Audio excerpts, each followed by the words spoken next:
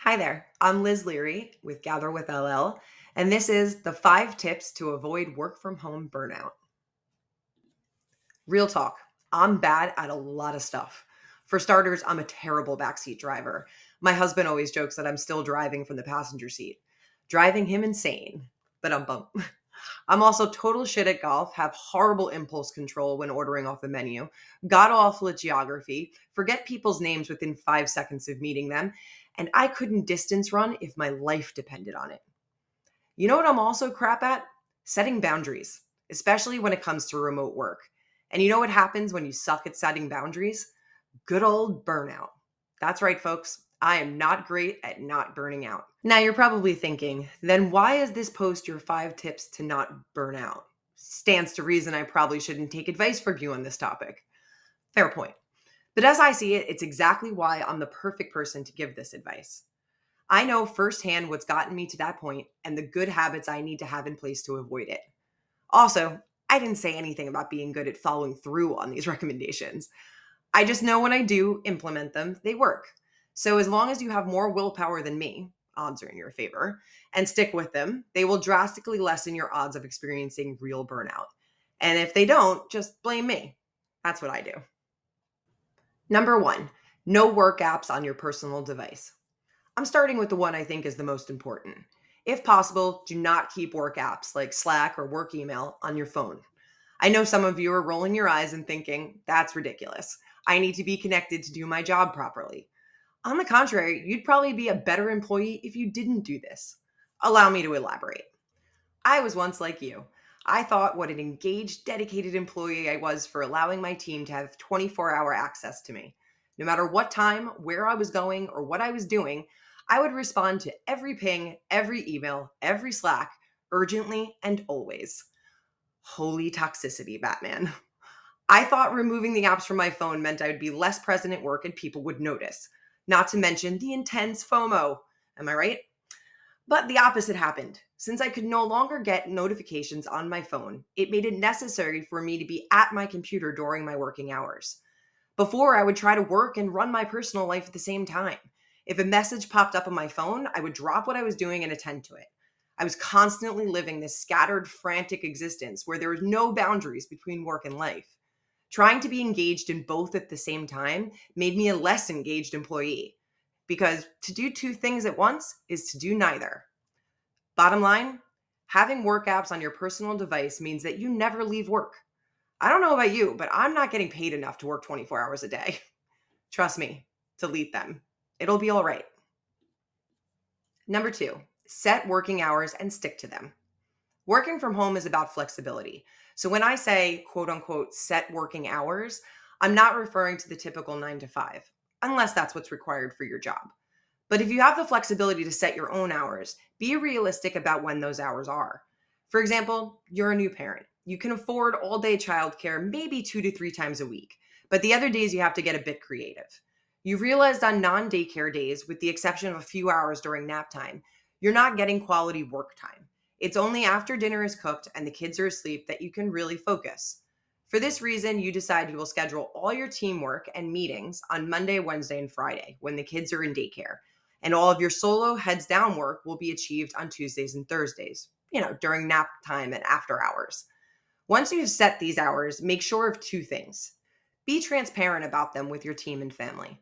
I find when you set clear boundaries, people are mindful and respectful of abiding by them, but they have to know they exist first.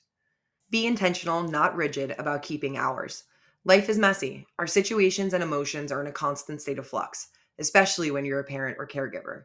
No doubt your availability is going to shift. When possible, anticipate those changes and accommodate them, but don't be too hard on yourself when you can't. Remaining intentional about not routinely working outside of those shifts is enough. Bottom line, there will always be exceptions. The risk of burnout only happens when you start letting those exceptions outnumber the rules. Safeguard your time. Number 3, make time for a lunch break. This one was actually inspired by a workplace influencer named Erin McGuff. Erin writes a blog called Advice with Erin, with really great tips and tricks around interviewing, resume creation, and just work practices in general. In this short, she talks about the work from home tricks she uses to disconnect on her lunch break. She will either have lunch in silence without her phone or eat while watching TV. The caveat with the TV option is the show must be educational. I connected with this piece of advice because this is another thing I'm really bad at. Most work from home days, lunch is just an afterthought for me. I'll get in the zone and either rationalize skipping it or just forget about it altogether. Before I know it, it's 4 p.m., and I'm wondering why I'm super cranky and biting my kids' heads off. Other days, I'll try to be good, convince myself that making my lunch in a frenzy and eating it hunched over my keyboard is progress. When I saw this video, I decided to employ her tactic. This small change of taking a half hour to disconnect and reset was a game changer. I have to be honest though, I didn't take the advice about the educational programming. I'm kind of a glutton for trashy reality TV. But I figured, like any sustainable change, I have to make it fit for me. Bottom line, no matter what you try, what you eat, how you break, just make sure you take a break. You're not a robot. Thank you for this one, Erin. I love your content. And P.S., crazy similarity between our brand names. We should chat. Number 4, create a dedicated space for work. Along with when and how you work, you also need to be mindful of where you work. This might be a funny example, but you need to find a dedicated space for your work in your home for similar reasons as potty training a puppy. If you don't establish a specific area for a puppy to go to the bathroom, then your whole house becomes the bathroom. He'll go wherever he needs to at whatever time he needs to. But if you have a puppy zone, then the puppy will get used to using that area only for the bathroom and not be in there when they don't need to be. Same applies with working from home. You need a clear separation between your home and where you do your business, or else you chance your business contaminating your whole life, which we have learned starts us down the road to burnout. Bottom line, whether it's a fold out desk in your apartment, a makeshift cubicle in your living room, or a spare bedroom turned office, you need a designated space where you can leave work at work. Number 5, take a walking call. This one has become a favorite practice of mine. In advance of a call with someone I know will support it, I tell them I'll be taking the call while I take a walk. Obviously, pick a call that doesn't require you to view any information, take any notes, or needs to be recorded. Town halls or employee all hands tend to be great candidates for walking calls, as they normally don't require you to participate, or at least you know you'll have to participate in advance. Not only are walking calls a great way to change up your day, but I find I pay closer attention to the person I'm talking with. There can be so many distractions in your homes and offices that can affect your focus on a call. But when you're outside walking, there's nothing to draw your attention away. All you need to do is walk, talk, and listen, almost like listening to a podcast. Bottom line, being chained to a desk all day will make you hate working from home.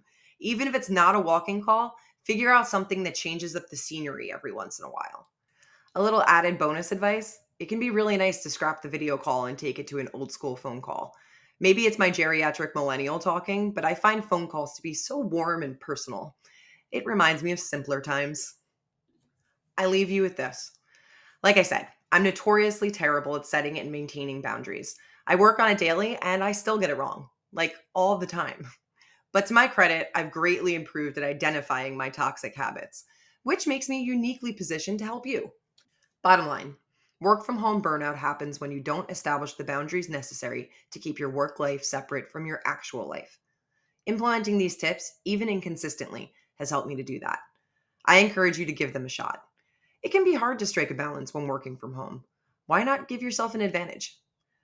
All right, so I don't know all. If you have a unique strategy to avoid the burn, I would love to hear it.